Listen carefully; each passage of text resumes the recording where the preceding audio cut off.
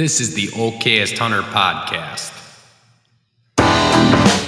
Never pass on shooter bucks, because that's just meat in the freezer. It's your tag, you hunt how you want. This is Okayest Hunter.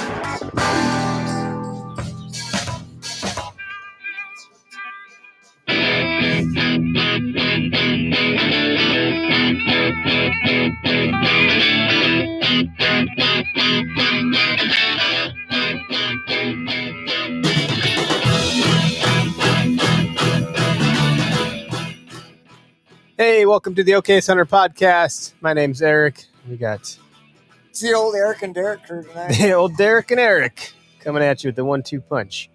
Greg is out dealing with some stuff. He's good. Everything's fine, but he couldn't make it tonight. He wishes his best to all of our listeners. We're in the Okayest Hunter podcast studio. We had our friend Josh Dutton here last week, not to be confused with John Dutton, but I feel like he carries the same presence. He's got some swagger like that. It's pretty intense. He's a big man. But Half Rack is our presenting sponsor, so shout out to those guys. I forgot to update something that I'm working on. I didn't do one last little bit of it. Big announcement coming from Vector Custom Shop. If you have been on social media in any capacity today, you will have seen that they have officially changed their name to Method Archery. There's a Method Madness, and Yeah, there is. same exact company, same exact, no change of ownership, nothing at all. They just had run into somebody else that liked their name also, and we're like, well, then we'll change ours. And I think you can get more of that story from those guys if you cared to. But Vector Custom Shop is now. It's gonna be hard. I'm gonna f that up a lot. I'm gonna probably. have a really hard time 'Cause I've been- saying Vector. I've been working with those guys since 2020, I think. With So- the podcast. Yeah, back when we were Where to Hunt, we were still working with those guys. When Isaac was here in studio last, I think he looked up my order number, and I think I was order number 88 when they first started. Oh my I was the gosh, yeah. 88th order, which is pretty cool. That's- so now Method Archery. That's crazy. Yeah, I can't find what I'm looking for, and it's going to be very distracting for me. So I'm just going to not put our sponsor screen up on the thing here, but I'll do it for 2 seconds so I don't forget everybody. So there'll be as I made Isaac go through all these hoops to give me the logo, and I updated it all in Illustrator, but then I just forgot to upload it Put it to on my there. to my restream here. Well, it'll be ready next week. Yeah. So we're talking about it. And if you listen to podcast line, you know. So the Method Archery is interesting because Latitude is another one of our partners, Latitude Outdoors, and they have the Method saddle. So the word method is just going to get tossed around here a lot. Like, what method do you use? We talk about arrows, we talk about saddles, We're gonna be so confused now. But yeah, and change always takes me a minute to process because it's like if I move the garbage can in my house, I'm gonna walk to the spot where it was every time for like ever. I won't ever like learn the new pattern. And if my wife is listening to this, she'll know that when she moves my things around constantly, which I'm sure other people can relate to, and I'm sure I move hers, but when she moves the stuff around and I go look in that same spot, Yep. Where's my method? There we go. Yeah, Method Man. I think Method Man is now also like a soap company. The Method. I think I've seen at Target. Method Man is a rapper. There's Method Man, the rapper. Yeah. There's a lot of methods out here to talk about. But they made it look pretty cool. I like the yellow. They're working on their logo. Their websites. Let's see what that website is because I think Isaac sent that to me also. No, I don't want to open AOL. What is that? Is that a thing? People still have AOL. Is your Hotmail going up? Yeah, it's methodarchery.com. There we go. And if it's all the same product, same arrows, Yep. just a different name. Yep. So it says Vector Custom Shop opening soon. We'll be back soon. So basically their website is down while they rebrand and reconfigure everything.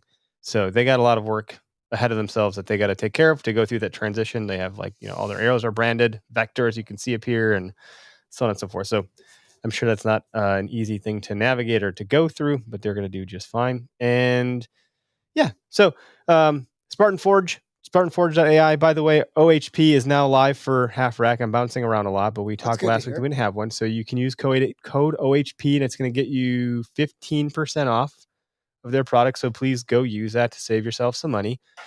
You can also go to half-rack.com/OHP, and I think then the discount is just automatically kind of there. So whatever your preference is, same thing for Spartan Forge. Use code OHP. The way that works with those guys is you have to go to SpartanForge.ai, sign up, use the code, and then go download the app. And when you log in with those credentials that you use on the website, your discount will be there. On their website, you got to go to, right? Go to the website to use the discount code, and then go download the app and sign up that way. But they also have their free version, so you don't need to go paid. If you're not really sure how you feel about it, I heard about this Spartan Forge app. I see all these, like hardcore hunters using it. Like, is this really all it's cracked up to be? I assure you it is. And then you can upgrade from there. So if you go to upgrade again, if you want to get that discount, it's to 20% off is what we got for. I hope I'm saying that correctly. I had tried the free version before I bought just to check it out, because you hear about like how advanced the mapping is and how good it is. And even in the free version, like I don't think you get that one version. I don't know if it's the Lambda map or the one where you can change Lambda, where you can look at past. But even the one that they have that's the free version is still like way better than what competitors are. Yeah. I was like, holy crap, there's a better version of this. It's crazy. And that doesn't even include, like, it's so interesting that they started with deer movement predictability, and they got that better than anybody because it's data backed through, deer tracking collar stuff. And I never fully anticipated their ability to outperform the juggernauts that have been in the space for so long. I don't know if it's because small gears are faster than the big ones. With the mapping application, yeah, because they're outpacing everybody on the technical features. Like I don't like the proximity of like the topo lines. The 5-foot lines. Yeah. Now they have that slope angle. The slope angle. They have like the deer movement, like projection, like where it may travel to. Like they're just doing so much so fast. And I don't know if it's like Bill's like militant background as a intelligence officer in the Army intelligence, like where he was tracking terrorists. If I track the terrorists this way, to find these freaking deer. No, and so whatever. I say all that to say, like, they are so advanced that you'd be remiss to not even go try the free version. I mean, it'd be ridiculous to not try it, to go look. I remember I had one that I thought I was gonna say with that, but just if you so this has been a pain point. Oh, but Eric, I have 1,000 pins on Onyx. I'm married to that platform. I'm not going to leave it behind. You can transfer those pins over to Spartan Forge. I believe it was DIY. Sportsman. Yeah, I'm trying to blank. It's been a very busy day.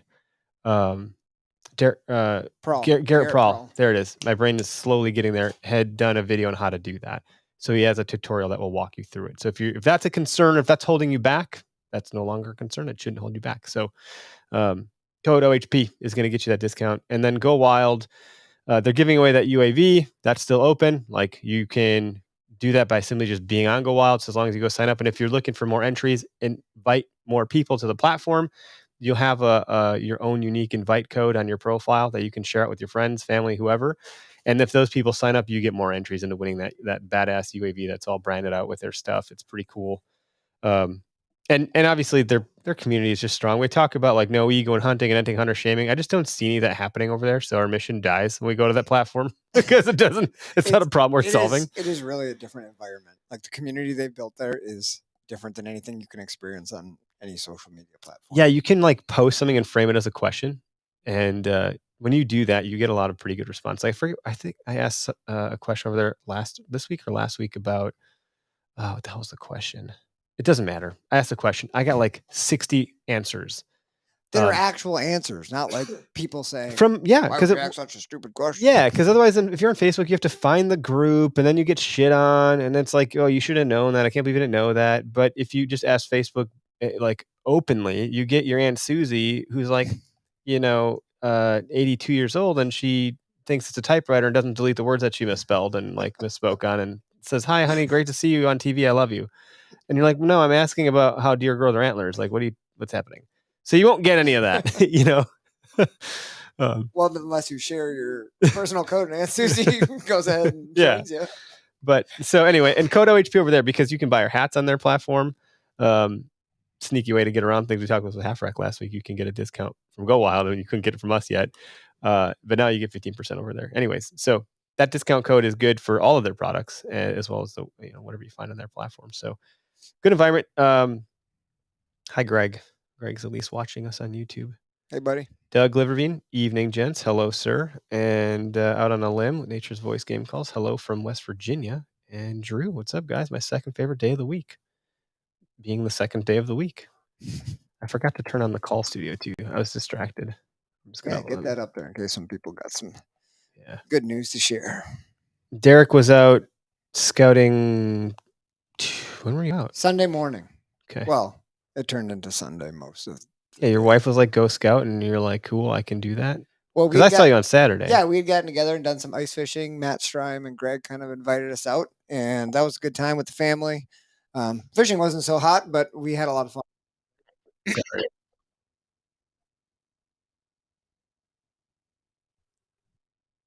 My bad.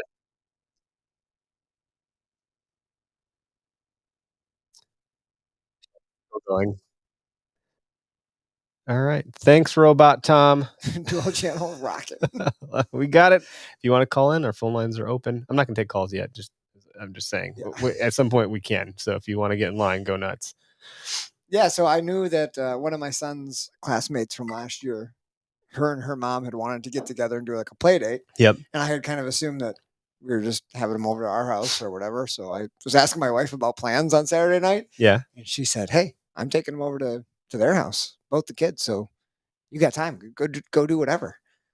I just grabbed boots, chucked them in the car. I was like, "I'm going scouting tomorrow." Woo!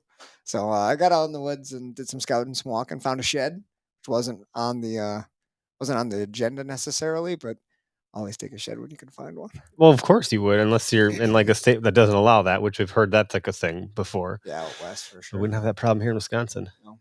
Greg just sent me I think it was an Instagram reel last night, and I don't want to misquote it, but maybe you've seen this, or maybe somebody else has seen it. It was talking about sheds and like how you think you're gonna go out and find these target bucks. All the guys got their cameras out. And Yep. It was like an Auburn University study. I think he said they had like a 430-acre enclosed high fence pen that they do all their studies for their deer herd, and they have all the cameras. They know how many deer are there, how many bucks. And over the course of like 3 years in looking for their antlers, they're only able to find 39% in a high fence enclosure. Oh my gosh. 39% of the antlers they know are there. And they have like college students or grad students like canvassing the area. Canvassing there, and they found 39% doing grid searches where they know they are. It's like, how in the heck am I supposed to go out and find one out in the woods? That's crazy. But that was a good one, Greg. Thank you for sharing that. We have a caller. I'll bring a caller now, and then we're gonna set the tone. We do have a topic of discussion. We're gonna talk about winter. What would you call it? Like late winter, early spring scouting? Yeah, most people call it spring scouting, but really any off-season scouting. Okay. All right, we'll bring him in. Michael Booth, you're live on the show. How's it going?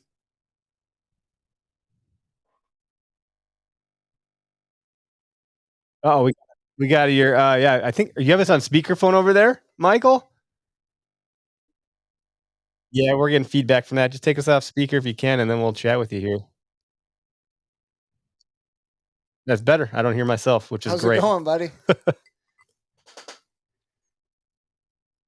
Swell. Yeah, we're just drinking this Woodford Reserve right now, the double oaked.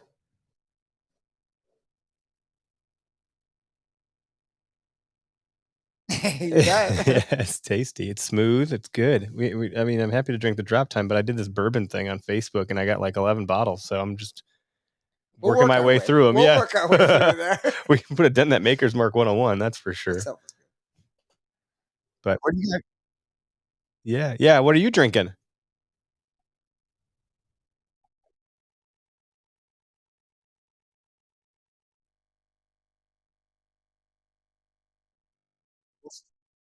Yeah, thanks, man. I appreciate that. And where are you at? What state are you in for the listeners? Cool. What's that song? West Virginia. Is that Country Roads? Country Roads. Yeah, that's gonna be stuck in my head. That's pretty cool. Yeah, West Virginia, it's a little bit more hilly than it is here in Wisconsin, but Virginia proper didn't feel too different. I think the whitetails out there were smaller than the Wisconsin ones. Body-wise, yeah.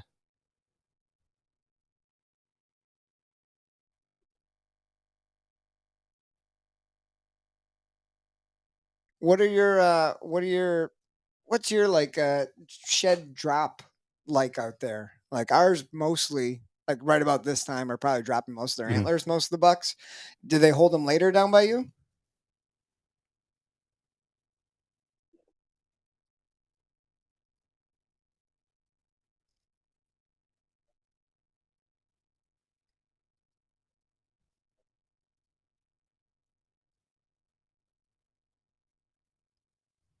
I don't know when. I don't know. Like I'm not. I never find any sheds. We are just talking. Derek was just talking about the study about like how these penned up deer they can't even find the damn antler sheds. So I It's find it to be demoralizing. interesting. It's demoralizing. It makes me think about myself. Oh, go ahead.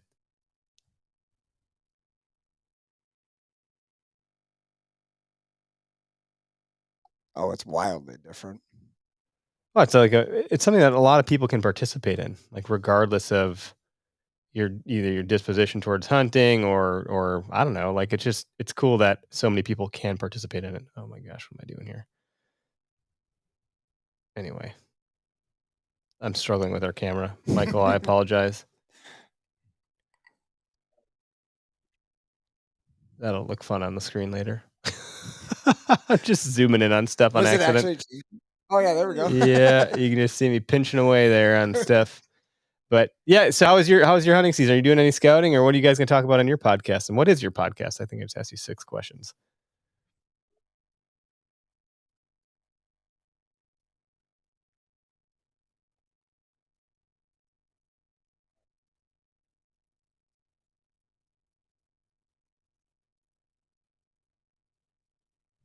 Cool. You have to ask him if he knows the guys over at the O2 Ohio Outdoors podcast. Paul Campbell's one of the Midwest directors of BizDev or something, and he's got a How to Hunt Turkeys on the Sportsman's Empire Network. He's a good buddy of ours. Not gonna lie, I've been driving around after work on my way home, checking for checking for little black dots out in the fields because I'm getting excited for that too. I'll be here before we know it. Yeah.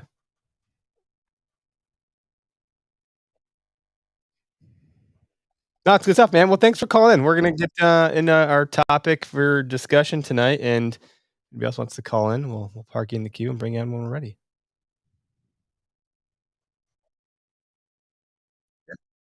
Yeah, thanks for Yeah, calling. have a good one, Mike. There we go. I might have hit the button too soon. You know, on radio shows when they cut people off, I could never be that person. Apparently, maybe it's like the Midwest nice in me that I just can't. I feel like I just want to keep people on. I don't know the good point to just cut people off. I think you do it right because you just look like a huge jerk if you do it like the radio does it, man. They just keep rolling, you know. Oh, I think so. And then done. Like they don't even know what the person said. I'm like, oh, are they going to respond? Oh, they cut them off. They already hung up. Like Bob and Brian or whoever it is. I don't know. But no, I wanted to. So Derek, we talked about like, I don't know if I say the quote right. Seeing the forest through the trees or the tree through the forest. If that quote goes both ways, I don't know. I'm probably saying it wrong. But I had this concept of like, see the tree stand through the trees. And in the vast north woods of the Shimwanigan Nicolay National Forest, which I hope I said it correct this time, I don't know how the hell you find and pick a spot. And you do such a good job, I think, and maybe you're more humble internally than my external viewpoint of you, but you can distill things down. And I'll keep framing up and I'll let you run here. Essentially, you on this video I was watching that you put together that I haven't posted yet, you're talking about the direction of the tracks, the size of the tracks, the direction of the bed, insofar as which way the deer is facing, as far as wind. You're talking about the coloration of rubs on trees to discern when that rub was made. Versus someone like me, I'm like, oh, look, deer tracks. Hey, deer beds. I don't know if it's a doe bed or a buck bed. I don't know if there's tarsal glands or dew claws, or I'm not paying attention to the direction of things. The rubs on trees, I'm like, oh, the brighter the rub, the fresher it is, the cooler it looks. Like that's a fresh deer sign. But in spring, that has nothing to do with September, October, November. Like those time frames all have different like indicators that you can discern. So with that, like your unique ability to distill a vast forest of information into something practically huntable or hunting practical, I just want you to unpack that a little bit, man. So Eric brought up an idea, the seeing the tree through the forest or whatever, picking out something small amongst something vast. So with the GoPro that he gave me a few weeks ago, I kind of decided that we would put together some video footage of some scouting action. So I've got some places, always got places on the list that I want to go walk and check out and scout for the upcoming season. So the idea was I'm going to bring the GoPro and just my phone and kind of just talk about what I'm looking at and what I'm looking for out there. Not that I'm doing anything special, like so many guests on the podcast and people you talk to. It's just like years of studying it and reading and listening to other people who are much better at it than me and like taking what you can to make your own thing work. But that's kind of the idea. So I think we're going to be trying to put out some videos just with a little bit maybe deeper dive than like the okayest okay. You found some rubs, hunt them, but like the next level, like to increase your game a little bit, maybe some things to think about. So that's kind of the focus of what we're trying to do this off season. So basically, I get to go scouting and call it work. So it works great for me. So the premise of what we did on Sunday is You speed scouted a little bit, right? Like that was yeah. kind of. So I went to an area that I found last year. Yep. I scouted once in the summer. It was like a horrible, horrible day in the summer. It was like July. It was hotter than hell. Everything was wet, and I walked way too far, coming off the wrong access point, and it was really a crappy day. But I finally found. Is that the day you came here and showered? Yeah. And I was Okay. so disgusting. I came here and showered Okay. before the podcast. But I found an area that I was interested in, and I had 2 cameras with me that day, and I hung them in like mid-July, and I came back and checked them in August, and I really didn't expect to see much. The sign I hung it on was like trails in thick areas that had buck sign on them, rubs, old rubs. Usually bucks aren't in the thick stuff in summer. Rubs, they're not going to be in there till, they shed their velvet. So I didn't have high hopes, but when I checked my cards, I had a whole bunch of really, really nice bucks on this public land walking through those spots and a couple of them in daylight. And I was like, geez, maybe this is like actually their bedroom. Maybe they're spending time here all the time. So we hunted there. You came out there with me once or twice. I hunted there a few times, saw some bucks there, never saw the big ones. But the whole idea is I want to spend some time like breaking down that property. And I think you saw one that I would have considered big.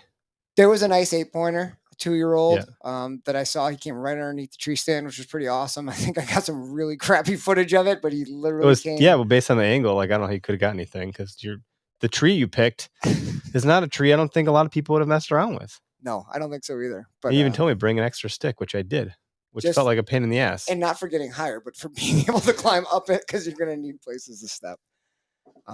But that tree, funny enough that you say that, I had an area like in some grass, brushy red brush that I figured this big deer was bedding just based on how he was coming into the woods on my trail camera.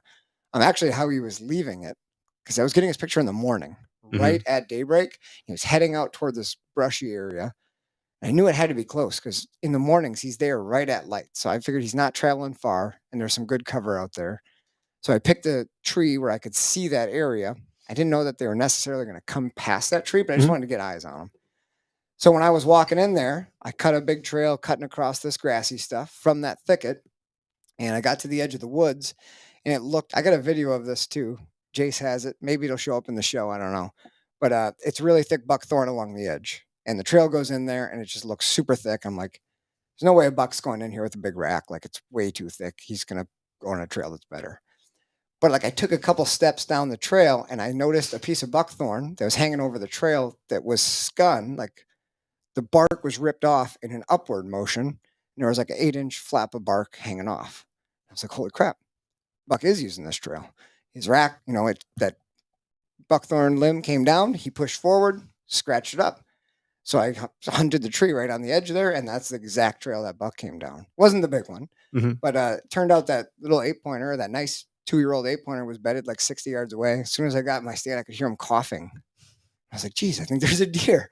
And he stood up 30 minutes before dark, came right across, fed on some buckthorn, and then walked that trail right underneath that stand, which is pretty cool. Yeah. But I don't think if I wouldn't have seen that little branch with that bark, I wasn't going to hunt there. Well, that's what I mean. But like you're making something sound, it's second nature for you to some degree. And I'm sure there's other hunters out there of your caliber that are like paying attention to sign that way, where you're not taking it for granted. But it's almost like, I remember being in college, I had a couple professors that were so smart that they couldn't dumb it down. I don't think you have that problem, by the way. And I don't mean that as a negative. That's not a Thank you. man, that sounded bad, like I was calling you stupid. But I meant to say like you're good at distilling it down or like educating because you're a teacher. But the point being, like, some people have a really hard time, like, oh, I just know because I know. I just had this information. I'm like, I don't know how, like, you're not helping me here. But I think in your case, like the direction of the branch being bent up, and you know that a larger deer with a bigger rack is going to be able to need to get through the space. I always wonder, elk, huge ass whitetails, mule deer, like, how are they getting through this stuff? Well, there's signs of that happening, is what you're telling me. And that's just one of the components you're breaking down when you're talking about this on this YouTube thing we're going to put out. Yeah, and I think that's what helps me. Like, sitting here talking about it is hard for me because I'm such a visual person. Yeah. Like, if we're out in the woods, I can talk about a million things. I wish I like could have came with you. When I see it, you know what I mean? Yeah. And we'll have to do that. We'll have to get out there, but it's hard to just kind of like make it up as you go.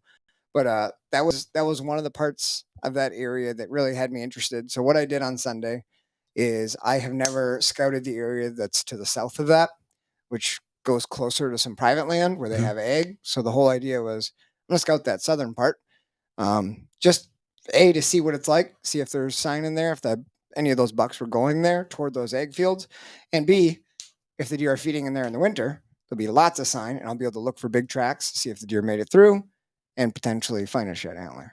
So shed antler was last on the list. Mainly that'd just be a confirmation piece, like yeah. I mean, what I've noticed in Wisconsin, the public lands get really, really hard to find deer late season. The deer pretty much will go to wherever there's food source. Typically, that's not always on public. So shed antler hunting gets tough with that. That's a good point. The idea was to look for more sign from the fall and figure out where the deer was coming through. So I went out there with the camera and I started just hitting the weird stuff, meaning there's parking lots on this public property along a main road. There's a couple lots, and then I just went like parallel to the road and hit pockets of brush where I thought no one would ever go.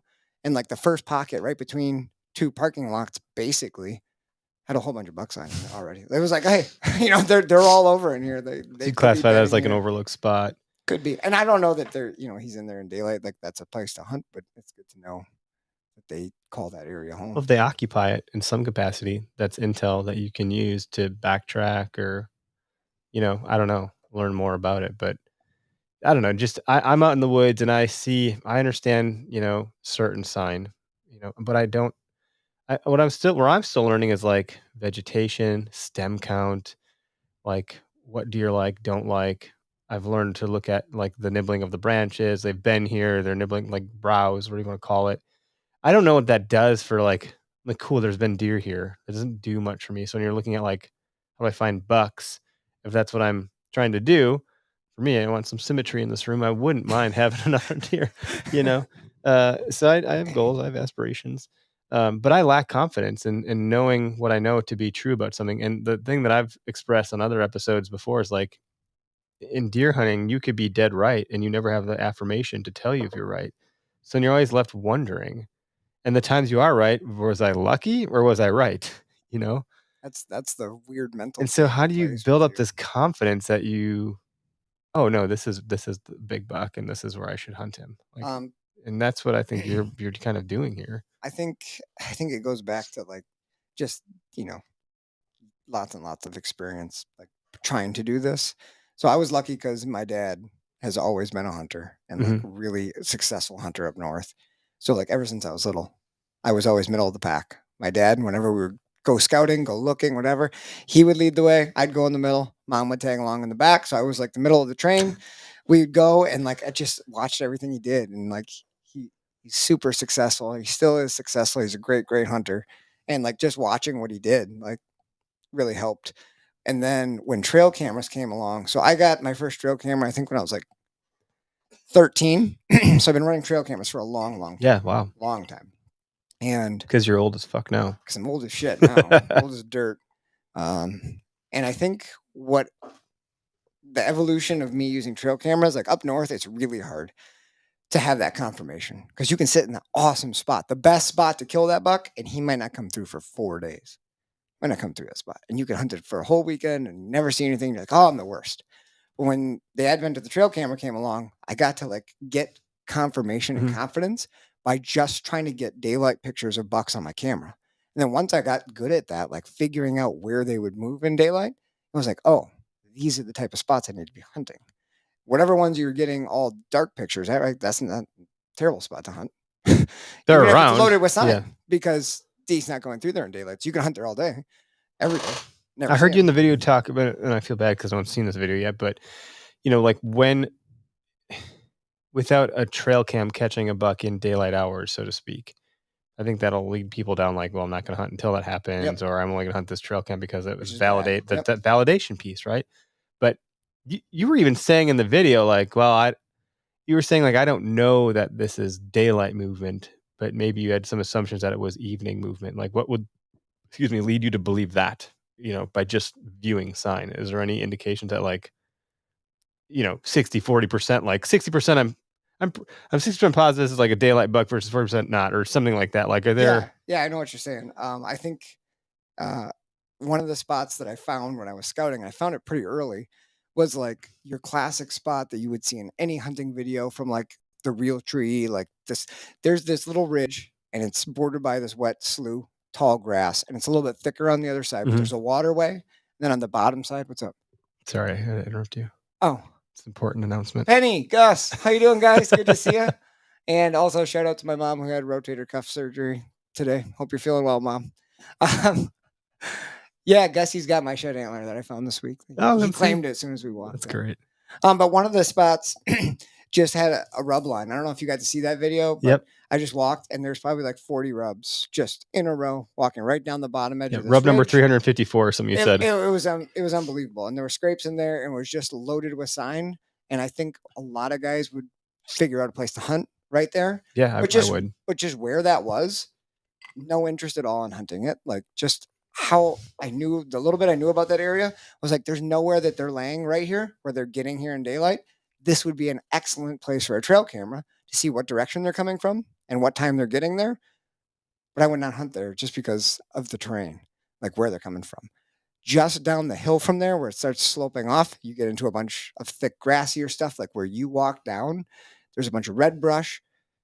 And my dad will laugh if he's listening, because we both know, like, if you ever find pockets of grassy swale grass, red brush, which down southeastern Wisconsin is pretty much everywhere on public, but like that's where the big ones always want to be, is in grassy areas. They'll bed there? Yeah, because there's no trees. So they don't get pestered by people hunting them. But on that nice ridge where all the rubs are, that's where people hunt. So why would they bed there? That's where people are. So they go to places that have shit trees like I put you in, because they don't get bugged as much. No arrows coming at them. Yep. That's crazy. I wouldn't think of that. Like, we think, because I think, this is going to be a really big joke. I think of myself as a stealthy hunter. I don't mean literally, just us hunters think we're stealthy, we're scent controlled, we're camouflage, we're quiet as can be, no noise, silencing our gear. We think we're stealthy. We don't think the deer think we're there because we paid attention to entry and exit routes, because we played the wind. But by golly, apparently the deer do know we're there. Even when we think they don't, or even when they don't know we're there and we lob an arrow at them, we freaking miss. Now that deer's just been educated. And whether it was the guy before you that you never knew was there because it's public land and who knows who the hell is hunting when and where, it's anybody's game at any point in time. I think that's a pretty strong and safe assumption to make, to think like there's no trees, there's no hunters. That's the kind of stuff that like whitetail adrenaline gets at and hunts in, like, was it North Dakota where they go, where they're stalking through this grassy shit? Where are they finding those bucks? There's no trees anywhere. Oh yeah. And in that case, like that kind of terrain just leads itself to that, but still in areas where there's wooded areas and there are trees, like sure there'll be deer around though, but the bucks are never laying in the nice, easy open spots. Like they're always in some little thick high stem count. You keep saying that, right? Like high stem count means just lots and lots of. So yeah, growth. transition. Nasty stuff. Yeah, where there's like, I've heard like Zach Fairbaugh and Aaron Warburton with Hunting Public talk about where all these things converge. If you have like an intersection of 4 different types of terrain, whether that's a terrain feature or like, vegetation change, transition, hardwood to, thick cover, creatures of the edge. There's just so much to effing think about, which is why, again, I go back to lacking confidence. I'm like, I've heard so much. It's like a fire hose that I don't know what to what is the important thing anymore? Like when it's all important, nothing's important. And it's hard to discern. And when you're looking at it, you see this hot sun and you're thinking, oh yeah, I mean, the spot. this is the mother amazing. lode. It looked amazing. You know? And I marked it as a trail cam spot for next year. Yeah. But I don't think I mean, during the rut in a spot like that, you could probably get deer running through. But for most of the season, because most of the season is not everybody hunts rut spots, but like they're good for like 2 weeks. The season's 3 months long. You got to have other I've spots. only killed bucks during the rut, so like call me a rut hunter, I guess. Because no, that's okay. That's the best time to do it, that's right? when I can capitalize, apparently. The other stuff, I don't think I've had any real good opportunities outside of that I'm fully aware of. I think a lot of the best action I've witnessed during the rut. I'm trying to actually think. These early seasons are miserable for me. I make the worst situation worse. I'm sweated up. I'm swatting bugs. I'm frustrated. Eventually, I just go get breakfast and say, fuck it. And early season sucks. It really does. And I've not seen, I'm trying to think, even last season when I was canoeing out to different properties on public. That 6-pointer that I saw the first time I saw him, I thought he was a monster buck. I think I'm on camera saying that's a monster. I'm like shaking. Come to find out it was a 6-pointer. I think, but I was like, that wasn't rut. Yeah, and I had him figured out kind of, but not fully. He was betting in some weird spot, and but fully figured out is something that I also just don't see. Man, I watch a lot of informative material from sources, YouTube and whatnot. And there are some well-known figures out there who are like so confident that this is what's happening. And I always just go, how in the heck can you be that sure?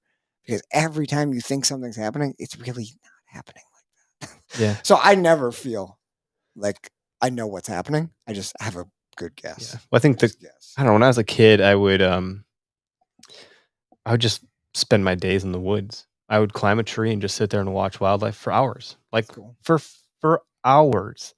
And I would pretend I was hunting and I would see all this stuff and I would just observe. I would go to a pond and I would just sit there and watch turtles. I wrote a book about turtles as a child. Did you really? That's awesome. Which is not. You're gonna bring that in one day. We'll read yeah, it wasn't like a real book, but we took it to the local library and I think they put it on the shelf for us, like me and my buddy. I think we called the book Little Bubbles. Because I don't know, it was like so super. We were like, 5th or 6th grade or something, like young kids.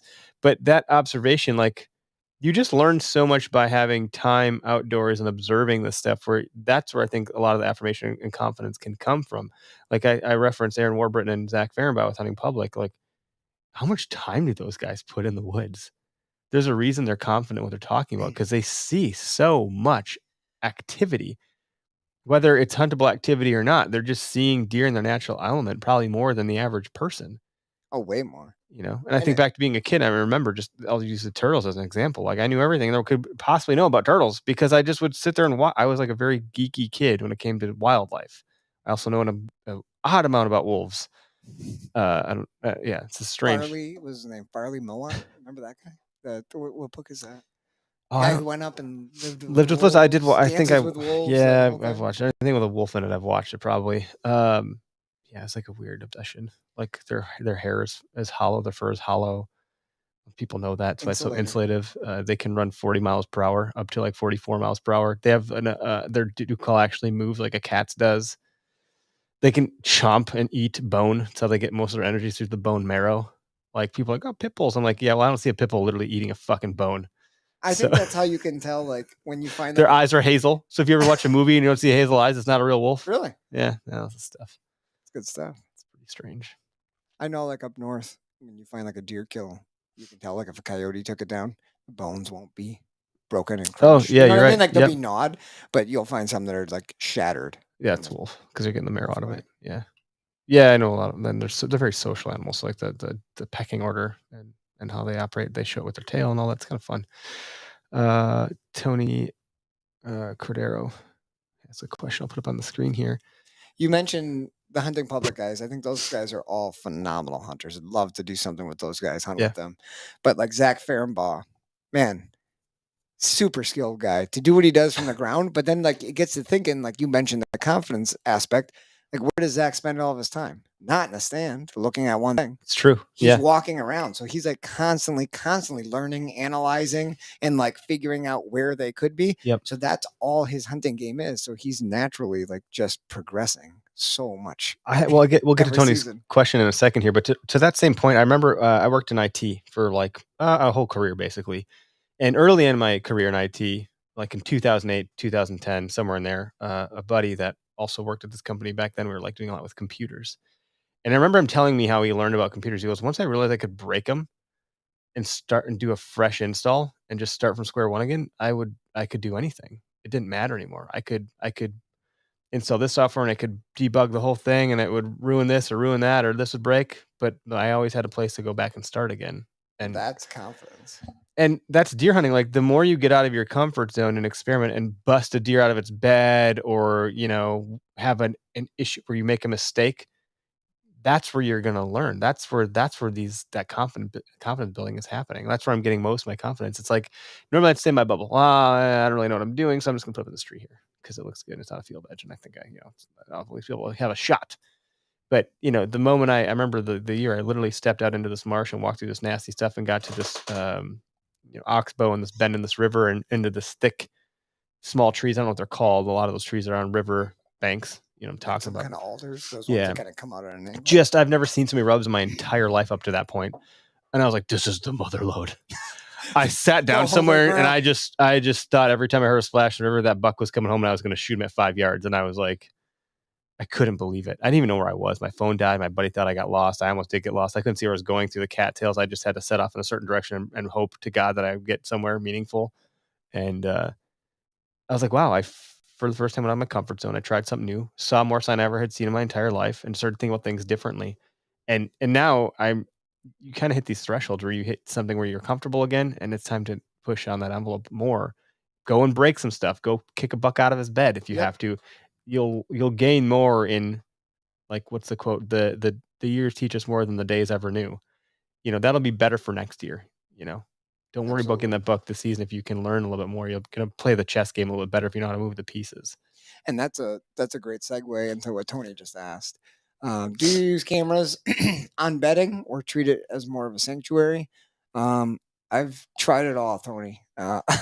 Up north where bedding is really scarce and spread out and like you're in the big woods, one of my favorite trail camera sets I ever had, and I know if my parents are listening, they already know what I'm talking about, but I found this awesome bed that was overlooking a lake back in the timber, and it had a huge rub in it, like really tall, big rub. I found it spring scouting, and I decided I'm putting a camera over this bed, and I'm not going to touch it all fall. I'm not going to touch it, and I'm just going to leave it and see what actually is using this. Because like in your brain, you're like, oh my God, it's like this mega monster. And so I hung a camera in like June or July. I kayaked in across the lake, came up this super steep rocky part, climbed up with my stick, like in a spot where that deer couldn't really circle around the tree to smell the tree. Like I just was so cautious. Hung my camera about like 12 feet up, looking down over this bed. No glow camera, so no flash, no red light. And I hung it there. And I left it till like the end of November, I think. And what I found on it was pretty interesting. I've got the pictures. We can post them up at some point. They're pretty cool pictures. But all summer, little bucks and does use that bed. And October 6th, I want to say, is the first time a mature buck used it. This buck came in, walked around it, like groomed himself, and he laid down. And I mean, they're all daylight pictures because he bedded in the daylight, so they're beautiful. He's sleeping. I got pictures of head on the ground, his eyes are closed. But after that first day when he used it, no other deer was on that camera. So it was almost like his scent was there, and like the other deer stayed away. But he came back, I think it was 4 days in October, and used that bed. And every single day I looked up the wind, and it was east. It was west southwest. Just that wind. That type of consistency for these damn animals in October. Yeah, but you can't get to it on that wind. It's on the tip of a finger ridge. It overlooks the lake, and any west wind, no matter what way you come from, he's gonna smell you or see you. Got to get an ozonics or something. I don't know. I don't know, man.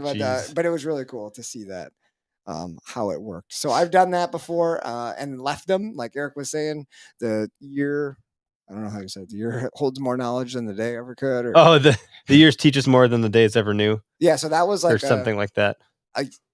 soak it and learn for the next year, right? Yeah. What I do now a lot, I didn't run as many cameras this year as I normally do, but what I do now is if I find an area I think a buck may be bedding, I'll find the first place that I can hunt, like an exit trail that I think, and then right behind, just beyond where I can hunt, I'll hang a camera. So I'll only hang a camera in tight like that if I can check that camera and still get a hunt that day without leaving my scent in there. So does that make sense? So like if he's bedding in one area, the trail coming out that I think he's using, I'll find a spot that I can hunt, a tree or whatever, and then I'll hang my camera somewhere before that tree so I can check the camera. If there's something on it, I can move forward so I don't have to like hunt over my own scent and still get a hunt in. I don't know if that makes sense, but I think I'm tracking. I don't think other people are. I feel like there's something in my eye. Try not to like have my eyes water up. I'm not emotional over this, I promise. I mean, you can't be. It's okay. Evan Williams. Hi, Evan. How you doing? Good to see you in here. Cody Jenkins with Whitetail Legacy Podcast just jumped in to say that he can hear us. Thanks for helping us confirm. People couldn't hear our caller because I didn't do it the right way. I was being lazy. Nobody could hear Mike. Yeah, but they'll hear him on podcast land, and so I feel bad for anyone watching live that they couldn't hear our caller. But yeah, we can. So that's all that matters. Yeah, it'll matter if you want to hear what Mike said. You're gonna have to go listen to the actual podcast. And if you're listening to the actual podcast, you have no idea what the hell I'm talking about because you heard everything that Michael said. So I'm trying to think. What were you talking about in the video with the tarsal gland? Oh, the buck beds. So when there's snow, Eric pointed this out. When there's snow and you find beds in the snow up here in Wisconsin, it's like an out east thing. We'll watch that or learn that watching lots of tracking videos. But a buck bed will have staining where their rear legs are. So like what color staining? Like piss? Like yellow, brownish, and as the season goes on, the bucks aren't really like rutted up, so not necessarily like urinating on their tarsal glands as much, so it may not be as dark. But does they squat, so they don't pee on their legs, but bucks still will dribble on their tarsal glands. Yeah, sounds like a familiar problem. Yeah, a little dribble.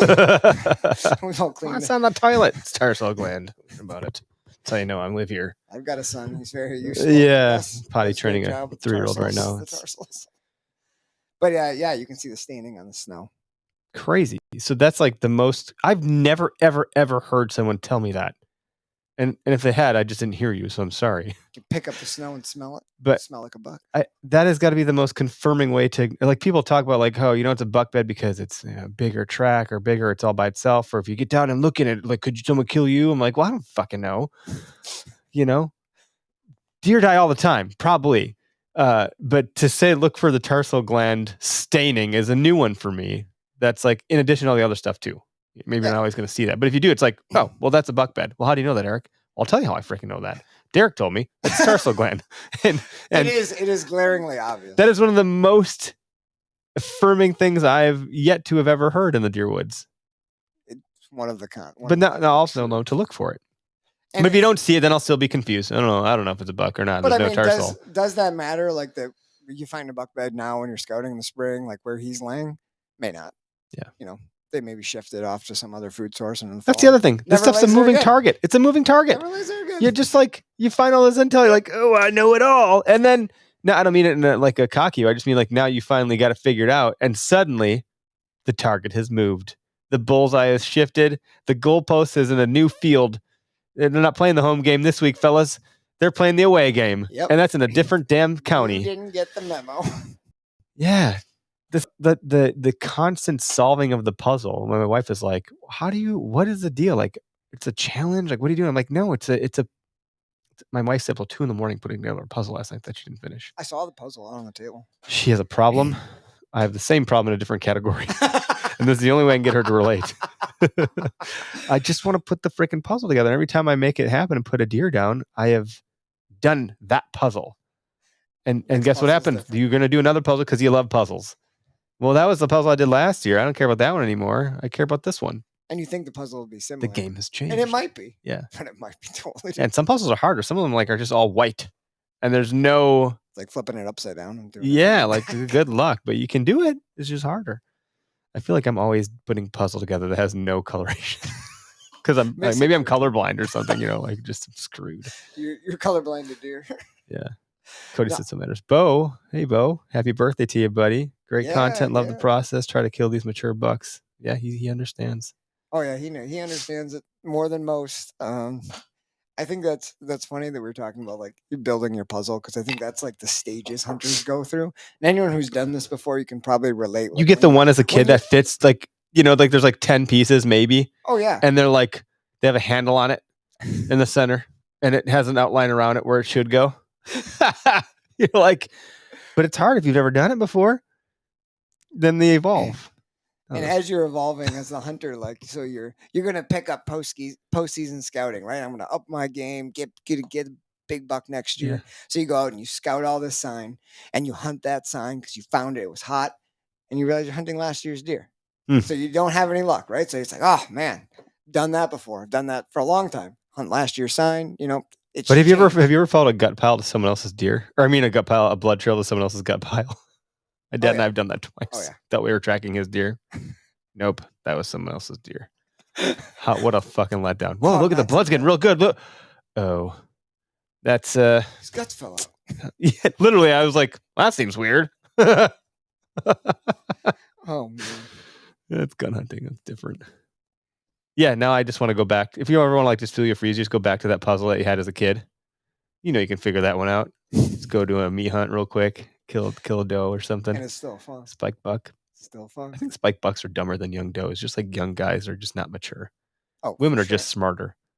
You want to get a good deer in your freezer, you go kill that spike. The first week in November. Yeah. I mean, they're just their tongues hanging out. Well, they know something's happening, but they don't know what it is, but they don't want to miss it. So yeah, this is exciting. Am I showing up to the right party? What's going on here? Where'd everybody go? Well, why is this guy coming at me? They're looking around like, where did everybody go? Mom? They're just running around like crazies. I don't know. Tony Cordero, betting is the most confusing part of scouting for me. Any other tips for determining buck versus doe betting? I'll put that on screen so you can answer it. Not much I can say that hasn't been said in other, in other resources. What I found to be true is a lot of times the doe bedding will be really visual based, like because they have multiple deer, right? Like you'll see a couple next to each other. This is stuff that I've heard. The social confirmed. Yeah, they'll bed somewhere where they can see a little ways, little knobs, points. What I've always found is, man, the bucks are just in little overlooked pockets of something thick where people have not bothered them. Think about like dad life. Don't walk for a second. I wonder, the kids and the mom, they're always together. The kids need mom. They're mom, 1,000 times a day. I'm in the same room sitting right next to her. They don't say my name on her. They're always bunched together. You know what I'm going to go do? You know what? This is still too much. I'm going to go find the bathroom, or I'm going to go find that chair in the other room and just sit there quietly. That's what the buck's doing. Yeah, I don't want to hear all these does talking. I don't want to deal with these kids that I gave, seed to last season. I'm just going to go sit somewhere nice and quiet by myself. Is that the buck? That's exactly the buck. I don't know. That's exactly just the buck. A male feature. And the older they are, the more they want to be alone, right? Be antisocial. The more the buck wants to be alone. Yeah, because they bachelor up and they're all friends for a while, and then eventually they're not. I did a meme about this a while back. I can't remember which movie clip I chose, but it was pretty funny. I think, like Tony, I know you've got a property, I believe, your own that you hunt, that you like host some squirrel hunts on and stuff. And I think that's where it gets like really tough. Is I can go out on the public and like scout as many properties. I think we did an article about this last year, but like I can scout as many properties as I want until I find the opportune bedding area that I think a big one is using.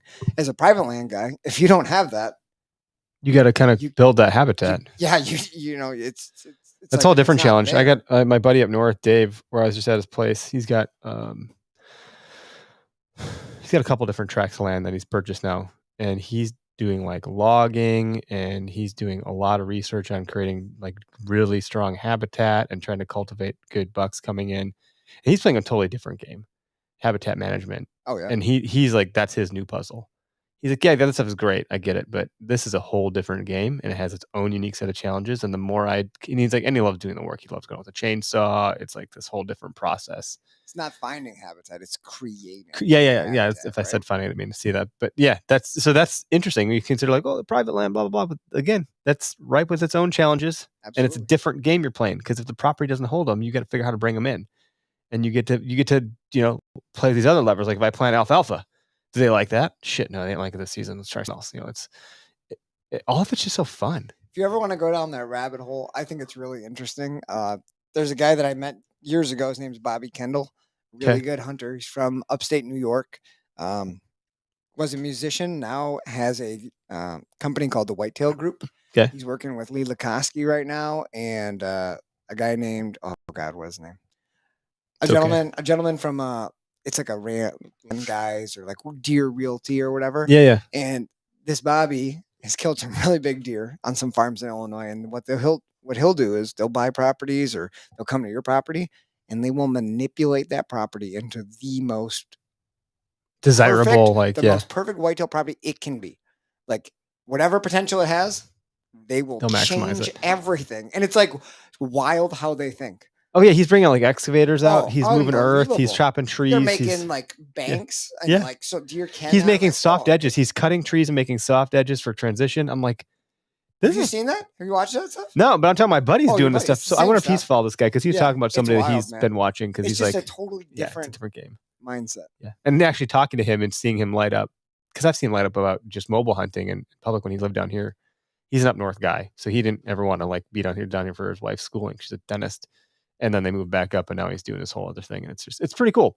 I don't know. It's fun to learn. It's endless. You're never going to learn enough. Stay humble. Like recognize everyone's at a different place. And we're all like, some years I'm like, you know what? I'm going to go back to that kid puzzle because I don't feel like dealing with the drama of these challenges. This big one right now. I'm too frustrated and I would rather be happy. So you know what? I'll settle for this or whatever. Like, I don't care.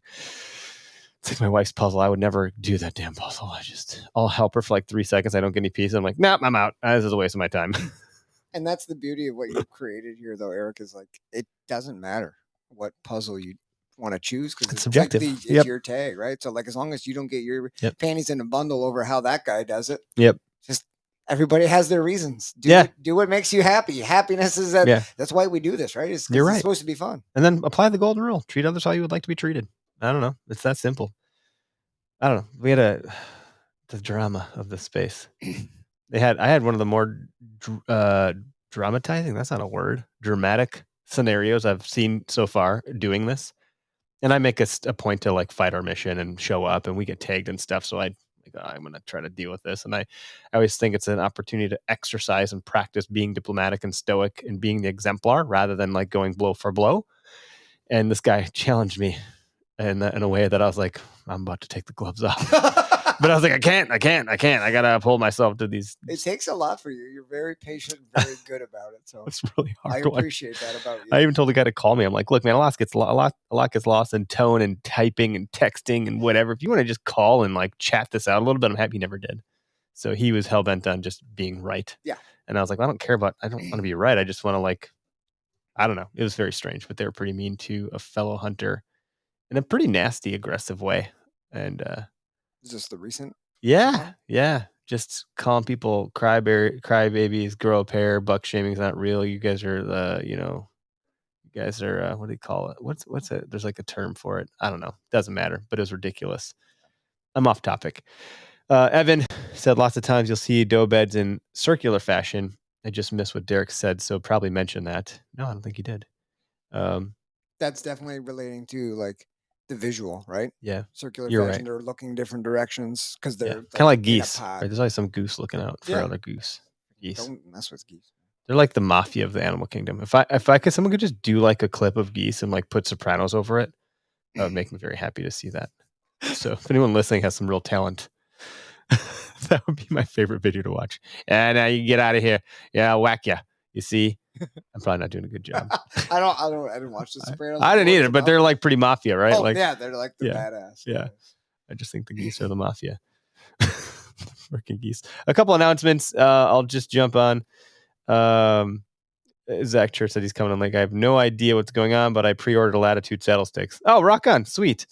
Good Hopefully deal. you used the code and got a discount. Yeah, I don't know if the discount, it just got refreshed. Oh yeah, you said with the new year something. New year, happened to it. it is working again now. I think for now it's still only on accessories. That'll probably change. But that's good to know. Like, how cool is that? I'll have to share that with those guys, Zach. Thank you. Announcements though. Iowa Deer Classic. We're getting ready for it. By we, Greg is helping build the booth again this year. Yay, Greg. So if you see the booth and you like it, make sure you give him a compliment because it's going to be all him. I'll be his bitch and grab tools and hand him whatever he wants. Probably just try to feed him beers. And so Iowa Deer Classic, March 3rd to the 5th at the Iowa Convention Center. And I think it's Des Moines. It's like a 5-hour drive from where we're at. We're renting a trailer this time. I'm super excited. Yeah, me too. And then the Dells is the end of March. That's the 24th to the 26th, that Friday through the weekend there at the Kalahari Resort. We'll be there again. We have a bigger booth. So we're bringing hoodies this time around. We didn't do that last year. We're doing a lot of preparation around that right now. It's a lot to manage. We're bringing hopefully our gun sleeves if we get them in time, if they get off the boat, and grunt tubes from Weathered Oaks that are ours now. We have super sweet. Yeah, in fact, he said he's jealous of the wood we have for us because he wanted them for himself because it's so cool, like the coloration. Wood. Very good wood. Yeah, new hat colors, a new hat design, and we'll have lots of stickers per usual. So we're not going to podcast there. Other announcement, I'm expecting we're going to have our OKS Hunter video show season, the mockumentary thing that we talked about for a lot of times. You haven't heard me talk about this yet. It's a mockumentary style. It's our hunting season. We do interviews. Our wives are talking shit about us. We're in our houses doing our thing. We're hunting, all that stuff. I anticipate the sizzle reel going out tomorrow, Wednesday. And I anticipate the first episode dropping on Friday this week. What is the date of that? Today is the 7th. So 8th. That's the 10th. I can't do math. That should be awesome. The 10th. So Friday, keep an eye out for that. We'll post on our social. We'll put out our email. And then I think I'd mentioned the OKS Fisher podcast has launched. So we have some new album cover artwork coming for that. We have one more podcast on the what's the word I'm looking for? On deck. It's coming up next. So that one should be live by March. So we officially now are part of the OKS podcast network. Woo! Which it's exciting. Yeah. Which is the OKS Hunter. Yeah. So we'll have OKS Hunter, OKS Fisher, and I'm not going to say the name of the new one yet, but just stay tuned. There's more, and all of the podcast cover art is going to look and feel the same, although it'll be a little bit different. I'm making posters of those, so I can't talk because my nose is all stuffed up. But the poster you see behind me, I'll put it on my screen here. This is the only one of this poster that exists right now, but we're going to make more of these so you can buy them and you can hang them up or whatever. So OKS Hunter Fisher and the other one. Did I get everything I wanted to talk about in there? I think so. My deer mount is coming along. Oh, really? The hide is getting dried. I was talking to the guy that's doing it. I have to pick out how I want him to look. Sweet. And that'll be coming together. So once that happens, I'll go over there and film a little that process of the deer mount coming together. I'm hoping to get mine. I got a call on Sunday. I'm at the Scout. Yeah. And mine is all done. That's to bring yours to the trade show and hang it up then. Yeah. So that buck I got down in Illinois with my buddy Bo, which there is a video of it. Bo did an awesome job with editing and taking GoPro video of the recovery.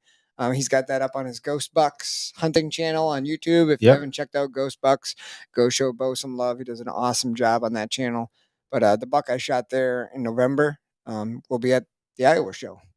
We'll bring him with. Okay. So good. That'll be exciting. I don't know if I'll have mine in time for that. It'd be cool if I did, but I think that's all I can announce for now that I have, other than I have been trying to do a series of YouTube videos of things I've learned the hard way because I don't know how else to teach people shit because I'm not really credible.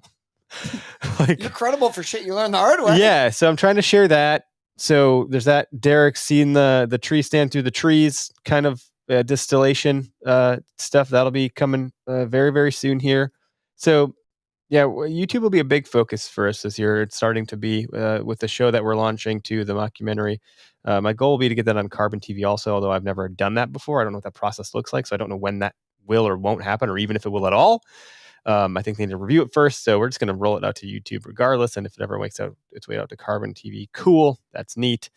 But yeah, okayest podcast network, YouTube stuff, new products, new merch, We'll see how new it goes. hoodies. Like we're bringing a Blaze Orange hoodie for the first time ever. It says Shoot Deer in black on it with the antler. Heck yeah. I think the sample is going to come to my house this week sometime. So I'm excited to see what that looks like. Sport Tech is like the type of hoodie. So it's that like really light fabric. Awesome. Yeah.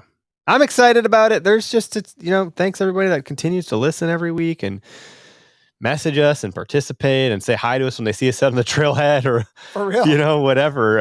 It's exciting stuff. And thanks for tuning in. I'll play some, what is this music? Oops, that's a swear word button. Yeah, we'll just roll that out. You got any parting thoughts, Derek? I don't know. You got stuff to say. Yeah, the only thing I have to say is with hopefully the new YouTube scouting series coming out here that I'm working on, it's on public ground in Wisconsin. Everything that we're on is super heavily hunted. If you recognize the area, reach out to me. Like, I'm not like, whatever. I'll share information. Like, let's work together. That's what public land should be. So I won't be upset about it. Like, literally, let's connect. If you recognize the area, like, we met some people, some good people on some different public lands this year. Like, yeah, hopefully it helps, and hopefully we meet some good people doing it. Do you think you'll ever do a piece that you'll feel comfortable sharing like maps to help understand what you're doing more? I think I'd love to tie in some maps for like sure. Spartan Forge has the web app now. I would love to do that, and especially like the area that I found the shed in. Yeah, I think is super cool, like to show on a map because it doesn't look like shit. Yeah, but just like, to get in there, it looks super cool. Like I'd love to kind of show how it laid out. So we're trying to go in depth and do what we can to just kind of break it down. Yeah, well, I'm excited about it. So lots happening. Subscribe to our YouTube. Shameless ask. Like I'll just friggin' straight out ask. Go subscribe, please, and help us get to. I don't know. We passed 1,000 threshold, which is what I was trying to do. So thanks for everyone that has been jumping in there. But I think that's all I have. We'll let the music roll out here. You guys have a good week. Enjoy. Adios.